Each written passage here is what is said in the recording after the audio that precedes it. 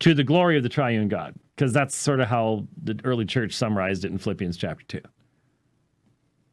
I mean, if that is a fragment of an early hymn, and I think that it is, in Philippians 2, 5 through 11, the focus is not upon us. The focus is upon God, to the glory of God the Father. So there's already been an establishment in the mechanism before this that Glenn Scrivener has laid out, that the focus is upon mankind. And I think that leads to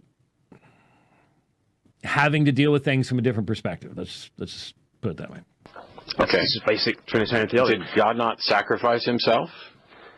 Did God not sacrifice himself? Again, who is the functional Unitarian here? Who is functioning upon the assumption of Unitarianism? He does not seem to recognize the distinction between the divine persons. He does not seem to recognize that it was not the Father who became incarnate. It was not the Spirit who became incarnate. It was the Son who became incarnate.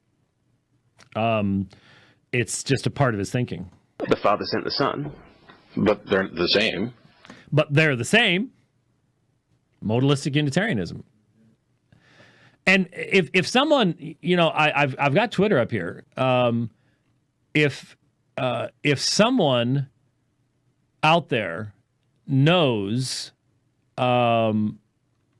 what church Matt Dillahunty came from, if you could tweet that for me, or if you could look it up, Rich, I don't know if it's out there. It may take too long to find it.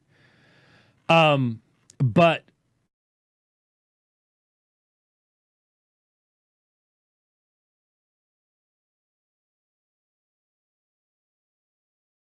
reading anything specifically about Matt Dillahunty's past.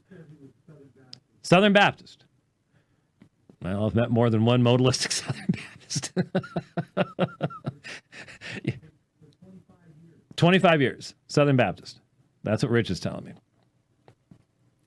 Well, the Baptist faith and message is plainly Trinitarian, but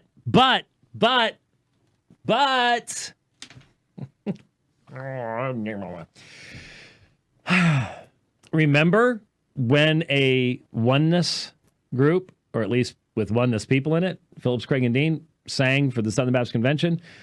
One of the things we pointed out at the time is that the Baptist Faith and Message 2000